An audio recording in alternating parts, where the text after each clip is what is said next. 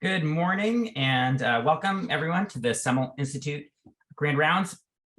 I've known today's speaker, Nev Jones, for almost a decade now, and she's been an invaluable mentor and collaborator and a continual source of inspiration. So it is really with great pleasure and honor that I introduce her for today's Grand Rounds. Nev is an assistant professor of social work and an affiliate assistant professor of psychiatry at the University of Pittsburgh. She's an interdisciplinary mental health services researcher with a training background spanning philosophy of psychiatry, psychology, and medical anthropology. Her areas of focus include serious mental illness, public sector mental health services, and structural influences on outcomes and engagement. Globally, she co-directs the Mental Health Resource Hub at the Banyan Academy of Leadership in Mental Health in Chennai, India, and chairs the Participatory Research and Lived Experience Work Package for the Lancet Commission on the Psychoses in Global Contexts. Her work has been funded by the National Institute on Disability, Independent Living, and Rehabilitation Research, the NIH, and PCORI, and she's currently PI of an NIMH R01 focused on unpacking the social and structural determinants of heterogeneous outcomes in early psychosis. She brings both direct personal and family experience of schizophrenia to her work, and she's been recognized both nationally and internationally for scholarship that consistently complicates inherited wisdom regarding the clinical and social phenomenology of psychosis, and that pushes the field to embrace interdisciplinarity, critical theory, and user involvement. In addition to the academic roles I just reviewed, she co-founded and previously co-directed Chicago Hearing Voices, the Bay Area Hearing Voice Network, and the Lived Experience Research Network, and currently co-leads the International Coalition Transform Mental Health Research, Advancing Service User Involvement and Leadership. As a reminder to the audience, you can post questions in the chat box at any time during the presentation. And Nev, I'll now turn it over to you.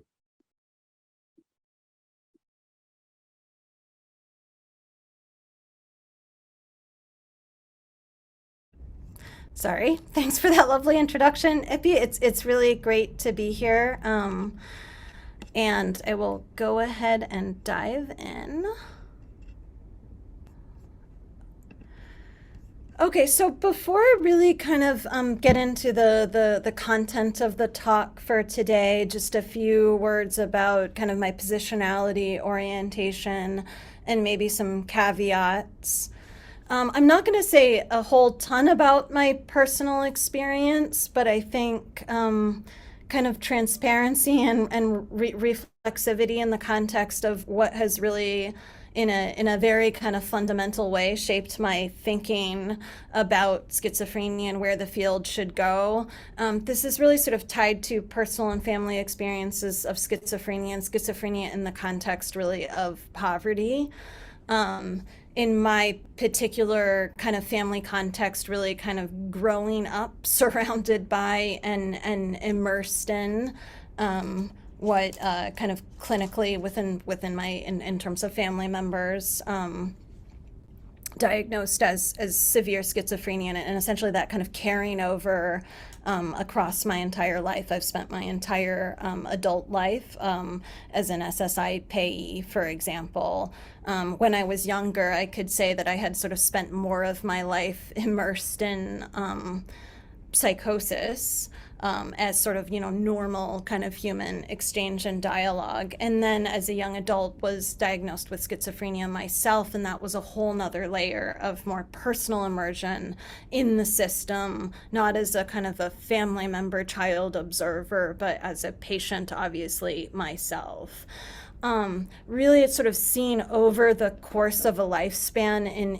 In my case, I have a very kind of privileged life and position in terms of, being a researcher, tenure stream faculty member, having an R01, right? Like all these things. But in terms of other family members, it's really kind of very much the opposite. And it has been a lifelong struggle to really think about how we get some traction over the disability that can be and often is involved in schizophrenia. I do want to say that I don't personally adopt anything like a kind of a simplistic embrace of lived experience. And I just wanted to quote the philosopher Olufemi Taiwo, who now I believe is at Cornell. on sort of the topic of lived experience. He's talking about racial trauma specifically, but same logic applies. So experience of oppression can be, if we are very fortunate, building blocks. What comes of them depends on how the blocks are put together. By itself, one's social location only puts one in a position to know. Epistemic advantage is achieved only through deliberate, concerted struggle from that position. Humiliation, deprivation, and suffering can build, but these same experiences can also destroy. And I'm going to come back to this in terms of how I think about the importance of lived experience integration in research in the field, but also the extent to which that has to sort of embrace a diversity of perspectives and positionalities and work that people have done to kind of reflect critically. Then in terms of my focus, my kind of big picture focus areas in terms of my own work, long-term functional outcomes. I really think that that's where the rubber meets the road. There are a lot of interventions across various different areas, including, for instance, kind of short-term stigma reduction, short-term clinical interventions that are not getting us traction over long-term outcomes. I approach the psychoses as profoundly heterogeneous. I will say more about this, and I think this is kind of one of the major points I will be making about the need for the field to really kind of grapple with and embrace heterogeneity and move away from categorical diagnoses that can really mislead us in terms of who most critically needs additional support and services. And then a warning that especially the first half of this presentation could come off as a really cynical take on things, the sort of the state of the field and lack of progress.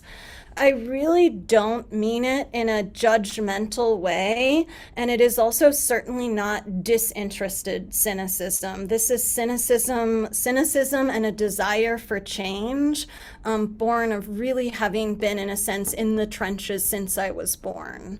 Really like kind of seeing the kind of the damage and the destruction and the suffering and the tragedy that can take place in this space, and not just because of kind of schizophrenia as a disability, because of social responses, because of where society is at, because of underlying structural issues, because of the descent into poverty, because of what we do and don't value in other human beings. And so to me, it is very personal that we really move the field, move the dial, and start to kind of see some more significant changes in terms of the lives of people with kind of long-term psychosis-related disability. So where have we been? So first, just a few really big picture comments. So first, as I'm sure many of you are aware, there is a now huge literature on kind of social and structural determinants in general, with probably the bulk of that work falling under epidemiology. Kind of some of the areas we've seen really kind of emphasized in the literature, poverty and class, although as I've mentioned, I think this is kind of dropped significantly over time. Trauma and adverse experiences, very big contemporary issue, racism, and, kind of related issues like racial ethnic density in the neighborhood in which a child grows up, environmental racism and disadvantage. So there's been studies that some of you may be aware of looking at links between environmental pollution, air pollution, and risk of psychosis onset, etc. So we see a lot of work happening in this area, much less that sort of applies the same social and structural lens to issues like service engagement and long-term outcomes, especially in a more granular way, really kind of digging into people's lives as opposed to just kind of very big picture, using a Northern European registry to look at who's employed and who's not, based on a limited set of structural determinants. So I think kind of work that really kind of digs into the complexity of how the social and structural environment starts to shape what people are experiencing and what possibilities are opened or closed to them. Biopsychosocial framing, I mean, this would be the, where we think we're at, right, is having sort of broadly speaking embraced a biopsychosocial model, sort of starting in the kind of 70s, right, the emphasis on kind of stress diathesis in terms of schizophrenia specifically, more recently sort of adding the layer of sort of potential epigenetic changes linked to maternal and early childhood trauma and adversity.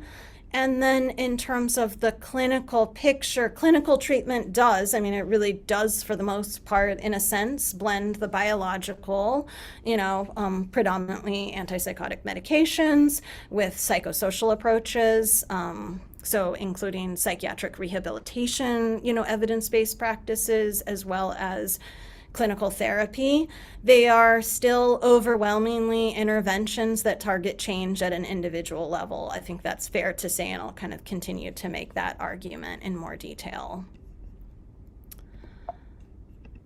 In terms of phenomenology, I think that we have overall probably moved or started to move from a more kind of categorical understanding of psychosis, of the phenomenology of psychosis and schizophrenia, to continuum and dimensional models, but not necessarily in a kind of super sophisticated way in terms of kind of rethinking how we really kind of understand the subjective experience and sort of the layers underpinning that. There is quite a divide between kind of the Anglo-American context and European psychiatry in terms of the degree of attention to nuances of phenomenology and to really kind of thinking about how the way in which we conceptualize the phenomenology of a set of experiences like the psychoses translates into and has import when it comes to thinking about clinical intervention, psychosocial support, deeper cultural issues. An article some of you might be familiar with, published in 2007 by Nancy Andreasen, really kind of provides a very kind of powerful kind of perspective and window into what she frames as unintended consequences of the DSM in terms of the short shrift that we give to kind of phenomenology in any deeper sense in the US. So that's sort of, just kind of, this is just big picture, sort of what are trends, where have things kind of gone over the last, kind of 50, 60 years. And then next I'm going to say a little bit more, go into a little bit more detail about kind of social location, intervention, and outcomes. And this is still just, this is not meant to be comprehensive. This is sort of a selective dive into the sort of the past and present.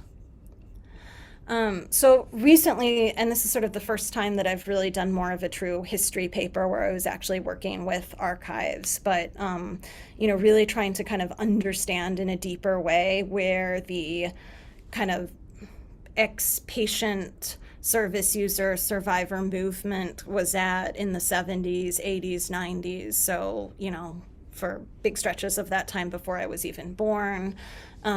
So did a lot of work with the University of Massachusetts Psychiatric Survivor Archives, which have a lot of just original documents, news clippings, et cetera, and really was somewhat myself surprised to come across a set of documents tied to protests in New York City in 1979 around police-involved homicide of people of color experiencing psychosis.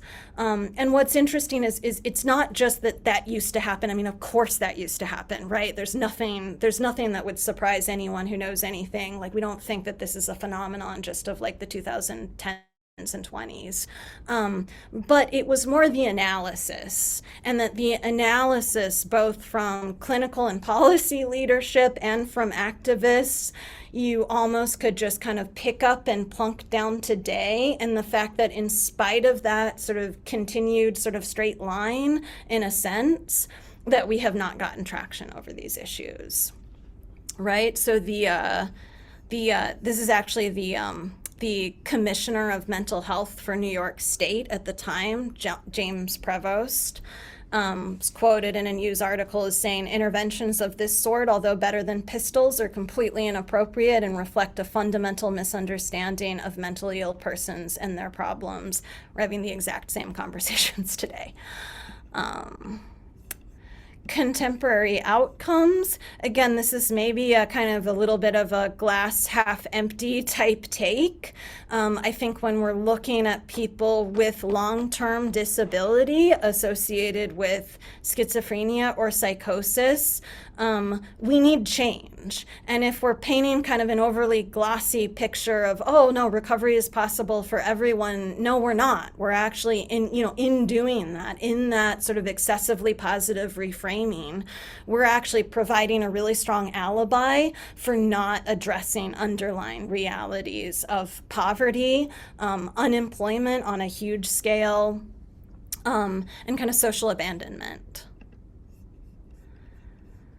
So this is, again, Northern Europe having, much better population-based registries, really kind of damning insight into the level of unemployment among individuals with schizophrenia. 10%. Estimates in the US, and they're always just estimates because we just do not have the true sort of population level data that we ideally would, are again, anywhere from only 8% employment to 15 to 20.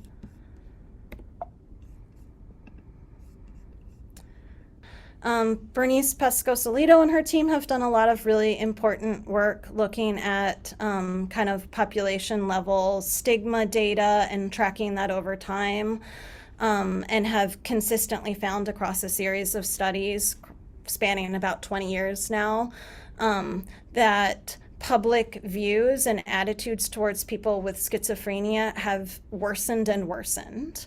And particularly in two areas: support for coercive treatment, and belief in the dangerousness of individuals with schizophrenia presented in the form of vignettes. The kind of understanding of schizophrenia has also become much more biomedicalized over time, and that's something in some of her work that she's tried to actually kind of link to exacerbated beliefs about dangerousness and desired social distance. Finally, I juxtapose a comment. Okay, I don't know what's going on. Sorry, apologies. So in terms of the last slide, I was kind of posing. So again, this is some of my archival work where I dug up a commentary on essentially what we would now call supported employment from the activist Howie the Harp, back in the early 80s, with a recent commentary by Kendall Atterbury, so 2021, 2022.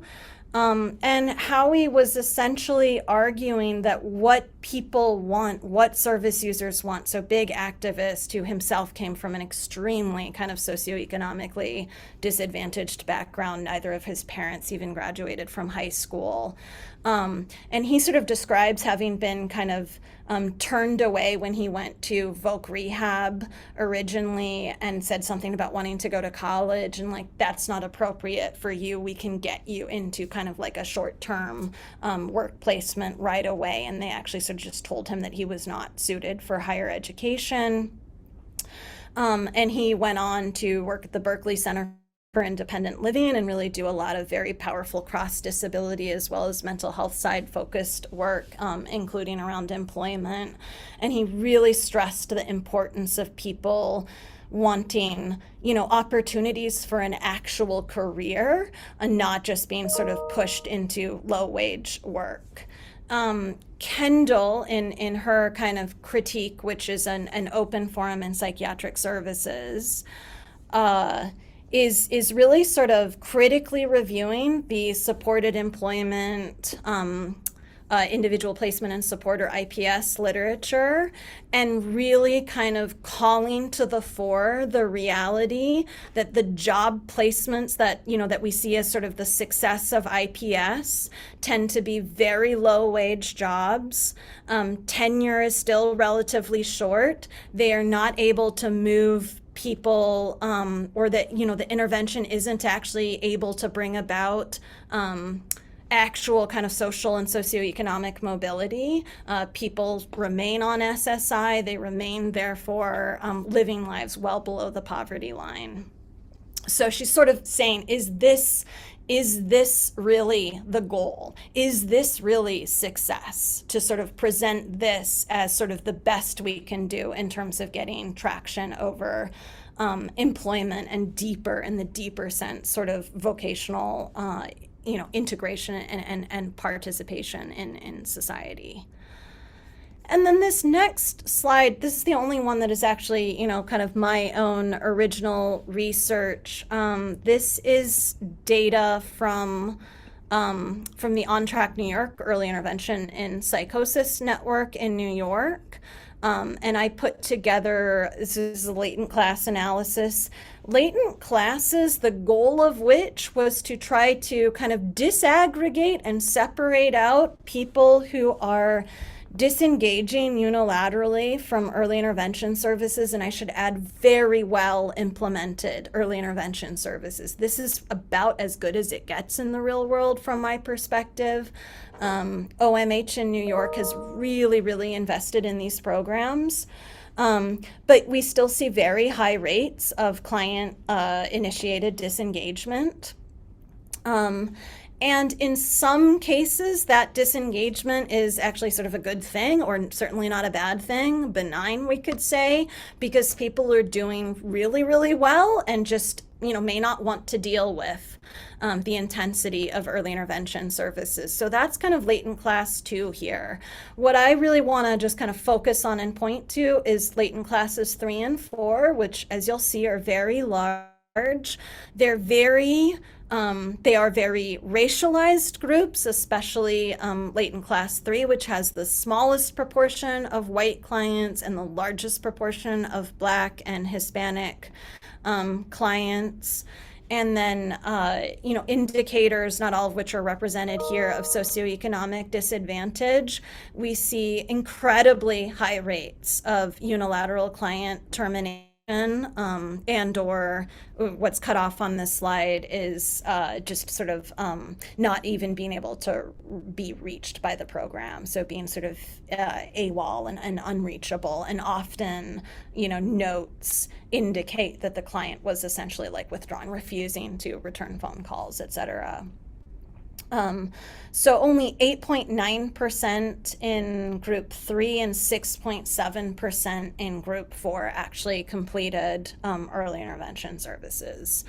And concerningly, employment and education outcomes in these groups are the worst. And for the third group, it looks better than it is, because most of the number here that you see as close to kind of 50% in school or work, that's GED completion. That is not enrollment in college classes. That is not working a job. That is, which is not a bad thing to be trying to finish a GED, but it does not necessarily give us a lot of a sense of security about what people are going to be doing next, and that they're on the path to kind of to socioeconomic mobility and a real career. So it's actually kind of pretty concerning, and I think this slide also again gets at this. We're not talking about one group. We're not talking about one categorical entity that's schizophrenia. We have all these vectors influencing people's pathways that include their symptoms and sort of actual level of disability they're contending with, but also all these social and structural vectors and their kind of social location in society. So just kind of a summary now. It's not clear that that overall rates of recovery have actually improved over the past 50 years. And I didn't cite the research here, but there's kind of several meta-analytic papers that have looked at this. There's some evidence that early intervention improves outcomes in the short term. And I would say like strong evidence for people who kind of stay in specialized early intervention services that by the time they're discharged, there's significant improvement. But it becomes very unclear what the picture is post-discharge, with multiple RCTs in other countries finding no impact in terms of long-term improvement relative to those randomized to just sort of status quo services. The sort of social standing of schizophrenia is, arguably unchanged. Actually worse, more emphasis on gun violence that ties gun violence and mass shootings to individuals with schizophrenia or psychosis, arguably worsening things.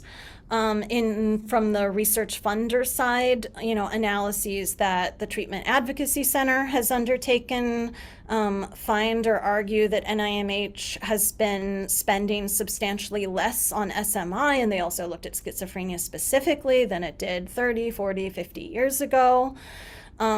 Within the body of work on SMI, research on class and poverty has markedly diminished.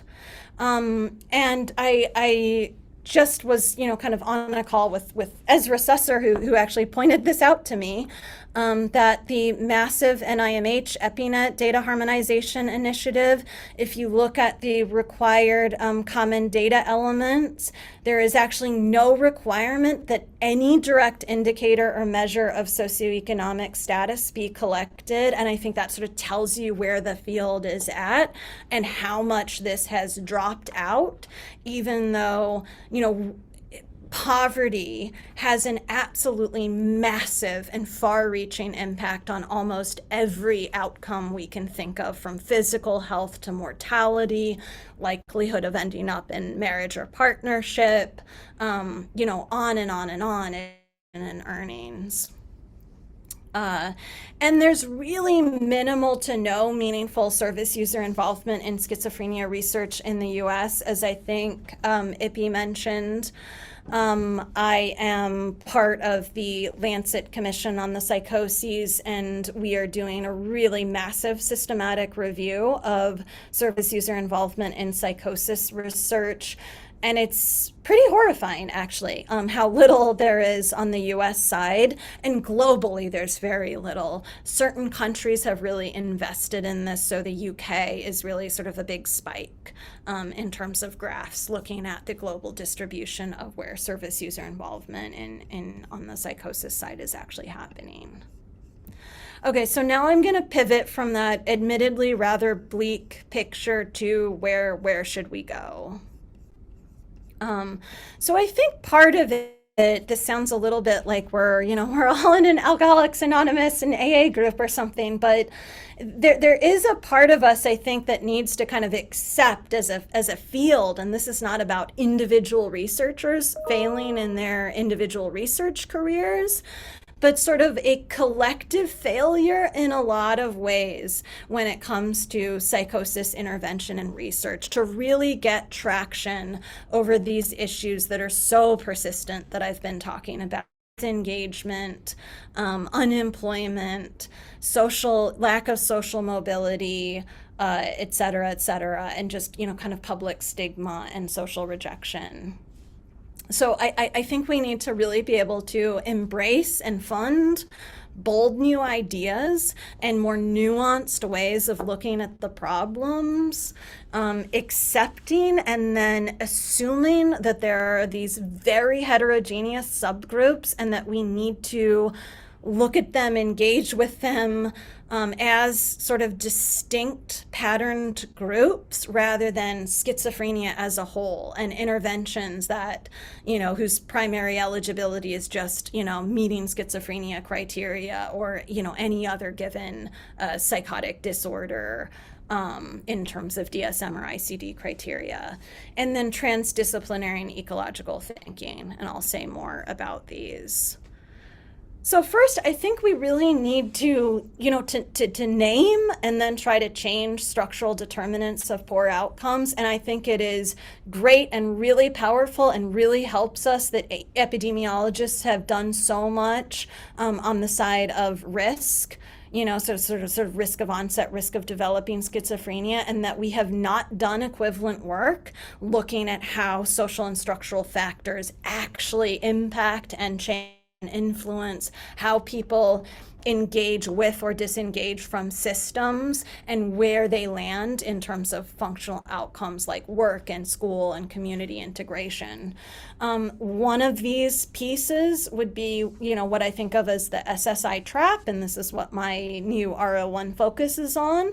But essentially, we relegate people to a kind of forced poverty, I would argue, because of current SSI policies and inability to save beyond $2,000, a $1 loss for every $2 earned, and these kind of very powerful gatekeeping functions of SSI. So even in states with Medicaid expansion, SSI is often the either, kind of formal or informal requirement for accessing or being prioritized for subsidized housing, Section 8 vouchers, and other forms of social welfare that people may need to access.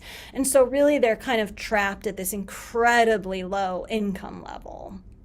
And in many cases, it becomes impossible to marry or, enter into a legal partnership because of penalties associated with SSI policy.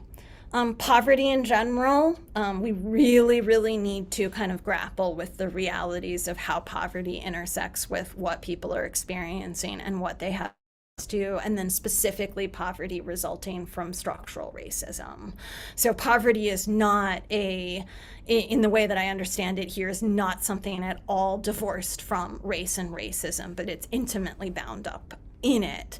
And I think kind of structural racism in the form of poverty is one of the most kind of profound vectors kind of influencing inequality and undergirding inequality, both in general and specifically when it comes to what we call serious mental illness.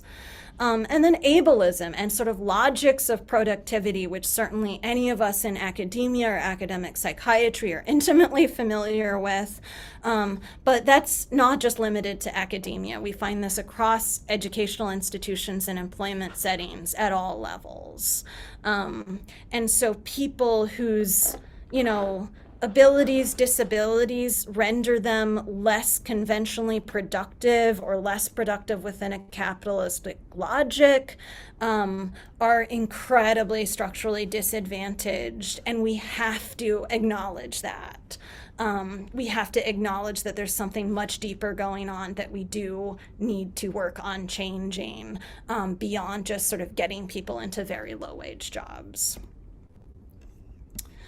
Identifying and refusing suboptimization. So I find the concept of suboptimization helpful. So this refers to optimization, so sort of honing in on a narrow set of outcomes or performance measures or goals, as the case might be, that risk essentially kind of directing resources towards this narrow goal and measuring outcomes in terms of a narrow goal or set of goals, while in fact undermining or shortchanging farther reaching and more holistic outcomes.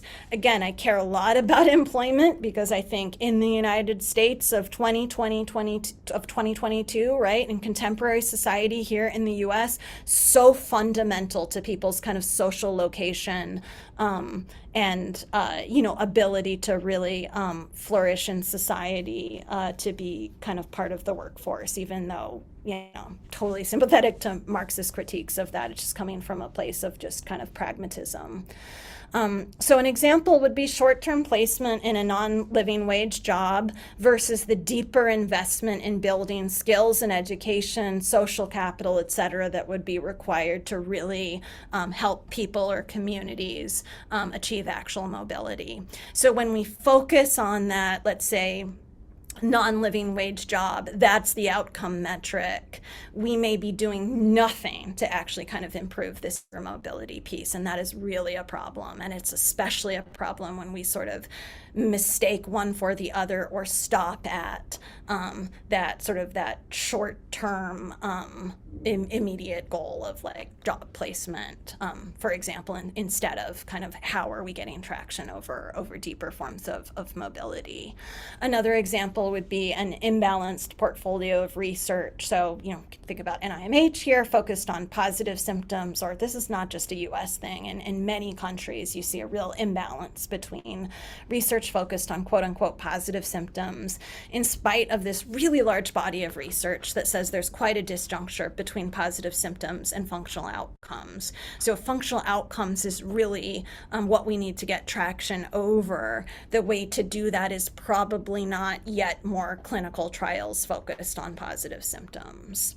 And there was a recent JAMA Psychiatry psychometric network study that yet again powerfully illustrated this in terms of the disjuncture between positive symptoms and actual real world integration. Heterogeneity beyond categorical diagnosis, have already said kind of quite a bit about this, but just to repeat, I think what we see when we look across even a group, kind of initially narrowly diagnosed with schizophrenia is very, very variable outcomes. What people are experiencing in terms of kind of symptoms or phenomenology is incredibly heterogeneous. How impacted they are in terms of societal response. So how kind of visible what we might call symptoms are. So thinking about people with really significant communication challenges, who can no longer communicate, that I think leads to a level of social rejection way in excess of somebody like me who might have a schizophrenia diagnosis but can just carry on with a normal conversation.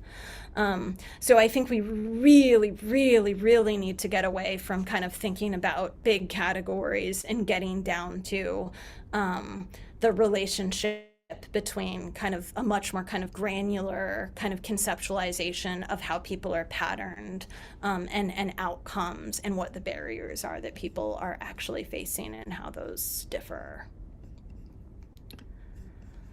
Rethinking disengagement, and then I added on here amotivation, because I think in some sense, these can go hand in hand. A lot of studies that find a correlation. What we really mean by amotivation, I think, requires a lot of critical scrutiny. But my big picture point here is that our dominant strategies, and this is now continued on and on for decades, are, again, very individualizing kind of behavioral strategies. Payment is really sexy right now, so literally just paying people to take their antipsychotics. Other forms of behavioral conditioning that have kind of a longer history, motivational interviewing. So we're just trying to persuade an individual one way or the other to sort of conform to our idea of compliance, or compliance by another name. And I think this has failed and failed and failed. If, got to Skid Row, there in LA, if we go to other kind of homeless encampments where there are high concentrations of people who have rejected and divested themselves from systems, we've got to do something to actually engage with them. And I do not think that that is more force or coercion. I think we really have to kind of shift the way that we are approaching the quote unquote problem of disengagement, non-adherence, amotivation, to truly meeting people where they're at in the much broader and deeper sense of kind of explanatory and hermeneutic pluralism. We are not trying to force a version of kind of mental illness, sickness, disability, and treatment onto them, but actually, being able to work within people's own kind of explanatory systems and the way that they have made and continue to make meaning out of their experiences. And I think really deeply engaging with what it is that service users or former service users who refuse or reject mainstream services actually want. And there's so little research that actually asks them. We spend so much time, even on the qualitative side, engaging with, interviewing, talking to, surveying, collecting data from folks who are involved in systems. And often, even though the problem of disengagement you would think is really a problem of those who are sort of rejecting what exists, and they're the ones we need to focus on, we tend to not focus on what's really going on there. And then just final slides, methods to get there. These are just 2 slides. So first, I just want to say, to do anything I'm talking about, I really think we need to adopt true ecological approaches. The diagram up here is a Quebec-based model, which is my kind of personal favorite in the family of kind of ecological frameworks. This is the Disability Creation Process Model revised version, so the DCP2 as it's often referred to, and really looks at kind of where people are at within a given kind of domain or area of interest as an interaction between personal factors, environmental factors, and life habits, then broken down in a pretty granular and nuanced but also very powerful way. And I think if we really want to understand almost anything, at least once we get to sort of a clinical and or service level, or, kind of thinking about social integration, employment, we've got to start understanding and modeling and factoring in all of this and how these things interact with each other, rather than sort of very reductionistic models that carve off just little bits and pieces of this. And I think to do so in any deep, real, robust sense requires mixed methods. It requires that we're doing qualitative work, ethnographic work, as well as quantitative work, including sort of, big data and, machine learning type approaches. And integrating service users. So just kind of briefly returning to this idea of epistemic advantage, when we're really bringing in folks with very diverse, deep experiences, born of deep immersion in the problems, the social barriers, the social relationships and vectors that we're talking about, that is absolutely 100% going to deepen the work that we do, and deepen it in a fundamental and necessary way, if we get it right. And if we leave those individuals out and kind of cave into the hubris that we can understand things that we haven't experienced, I think that is a big misstep, and is actually really hurting the science, so to speak, as well as our prospects of gaining a deeper understanding and bringing about the change that we need.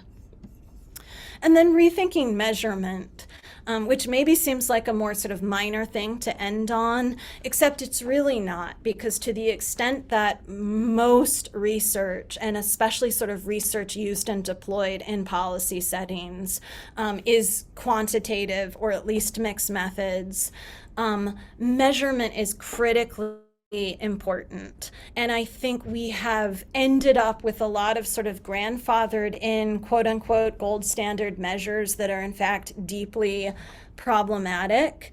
I'm part of the IMHRF has a global funders sort of data harmonization initiative, which Greg Farber at NIMH leads. I don't think anybody else in the audience here is on it, but didn't check. But it's really like, kind of leading psychometricians from all around the world, and then a few of us kind of coming from other kinds of clinical and services perspectives. And we have been engaging with kind of real gold standard measures and going item by item. And I will say it's pretty eviscerating what leading psychometricians actually think of many of the measures that we consider like just sort of, almost sort of so gold standard as just to be kind of fundamental to the work that we do. I think we have to think a lot more also about whether the outcomes we're measuring are the right ones. And again, just to kind of reference earlier comments on suboptimization. The accuracy of data collected, I think this is a huge problem when we're doing data collection in real world settings. I've done a lot of work embedded at, kind of real world agencies and programs, and now in the context of the, sort of National EpiNet initiative. And there are huge problems when you start to kind of talk to service users and realize that they're filling out data for a complex, or measures for a complex set of reasons that might include they want to communicate something to the providers they think are going to be getting the measure. So if they want to convey that they're not doing well, then they're going to fill out data in a way that emphasizes that. If they want providers to think they're doing well, they're going to fill it out in that way. So sort of this sort of naivete I think we sometimes have around, what the data means. On the clinician report side, huge disconnects, right? Because people are not really kind of seeing the individual in a deeper way outside of the clinic. Sometimes there's collateral from families that can be biased, in many, many ways. So I think we really have to kind of take that more seriously. And data collected in academic clinics is biased, period, in terms of that reflecting real world populations and communities of individuals. And then again, I'll just say it again, the integration of truly diverse service users and service user perspectives, and diverse on the basis of perspective, social location, age, and certainly ethno-racial identity. We've got to do this. I don't know how. Every time I need to, find a measure in a new domain, I look at them and I think about how often just kind of profoundly homogenizing the assumptions seem to be behind a lot of measures about culture, about social location, about socioeconomics, in a way that seems incredibly problematic. And if we're not measuring what we think we are, we really have problems, and we're really going to have a hard time moving things forward. Okay, and that is it. I know I went a little longer than I intended to, but please, if you haven't already, ask any questions.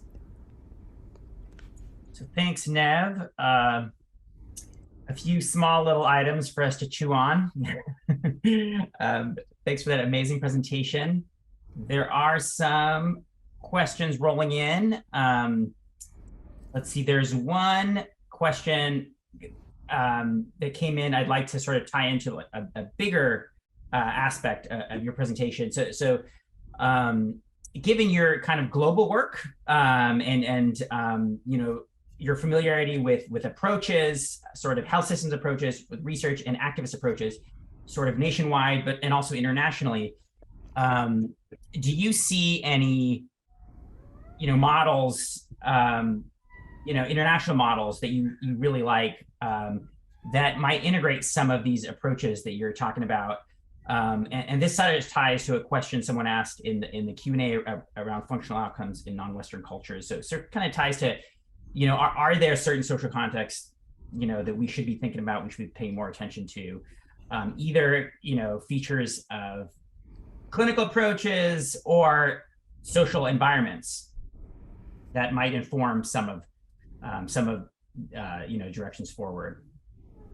Yeah, so I was just having a conversation with Vandana Gopikumar, who's the co-founder and now director of the Banyan in Chennai, and I deeply admire their work and kind of worship Vandana quite honestly. But one thing she was talking about, the Banyan has now kind of spread their services across the continent, the Indian subcontinent. And one thing that she was, really kind of communicating to me was the extent to which, and so for people who don't know anything about the Banyan context, their primary focus is really individuals with what we would call serious mental illness who have ended up homeless in the Indian context. And they have also done a lot of work around facilitating discharge from state hospitals in the Indian context. So trying to move people who in some cases may have been in hospitals for 10 plus years to sort of reintegrate them into the community, reunite them with families if that's possible. And anyway, Vandana was really kind of talking about how much easier this is in rural parts of India, where you have just kind of much more intact community and social structures. And, and this is sort of a much commented upon phenomena in sociology, international studies, anthropology, et cetera. But I think it's really true that part of what, and this kind of actually gets at, I think, one of Shirley's comments in the Q&A or questions, but where we have this really kind of underlying problem of deeply deteriorated kind of social structures and community support, which also certainly plays out in terms of employment. So I think part of it is that sort of tension. It's sort of the problem, or a problem, one of the problems of modernity, and of the way that people sort of, kind of move around for work, and the fundamental disruption to kind of, older community and social structures that are more likely to still exist in rural areas, at least in some contexts. Secondly, I think, something that has really kind of struck me in working with the Banyan is that they do take a very different approach to just in general how they understand people's experience, so people experiencing psychosis. And it's not in any way that they are not dealing with real problems. They are dealing with real disability, homelessness, extreme poverty. I mean, it's as real as it gets from that perspective.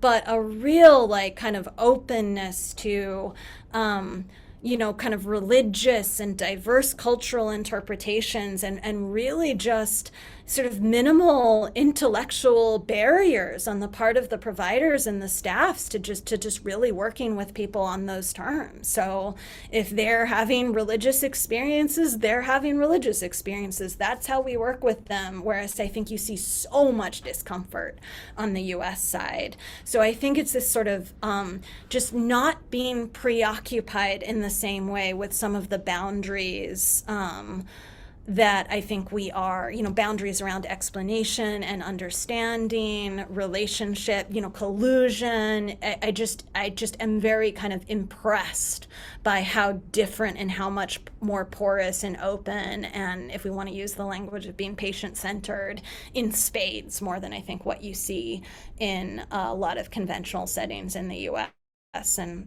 some of that certainly tied to the way that we teach providers and clinicians to think about psychosis or schizophrenia, often in a very reductionistic way that closes off the possibility of really embracing a more expansive variety of ways in which people are coming to terms with their experience. And another question from Yvonne Yang, about some ideas about how to include service users in research design, and how has this been done so successfully in the UK? Any sort of models for us to try to implement here? Yeah, I mean, I have a paper under review. This was from a PCORI funded project where we did a survey and then in-depth interviews with folks trying to do participatory work, and also service users entirely focused on the US and family members, to sort of understand what are the barriers, and then to generate some kind of next steps that are a bit more kind of grounded in empirical mixed methods work. I think, there's a lot of, if one breaks this down into categories of what could funders be doing, most importantly, I think NIH and NIMH specifically in our area, and thinking about what publishers can be doing, thinking about how universities can support the work. So I think that to really kind of move the dial on it, you need a lot of different things happening in these different kind of domains, as well as, really kind of investment in getting more young people with experience of psychosis and schizophrenia, kind of paving the path for them to actually kind of enter academia, because I think there are there's both something very important about kind of broad-based community involvement strategies, and anybody who's a researcher knows how profoundly projects get shaped by the direct members of the research team who are there day in and day out, who it's their full-time job, and so I think we need to diversify who the PIs are, so to speak, as well as broader based methods to sort of kind of bring in folks from the community and who don't have formal academic training. And to make that happen, I really, we have our work cut out for us. I have a couple of papers, which I don't have references up here on the PowerPoint, but if people just Google Nev Jones and research pipeline or something, several of them will probably kind of come up pretty quickly, or anybody who wants to email me, please do, and I'll send you these articles. Great. And I think that's probably, questions keep coming in, but unfortunately we're out of time. So I'd encourage a lot of these questions to be directed directly to Nev. So feel free to look Nev up, send her an email. And thank you so much, Nev, for joining us. And so virtual applause. Thanks a lot. And for sharing your thoughts. And thank you everyone for attending.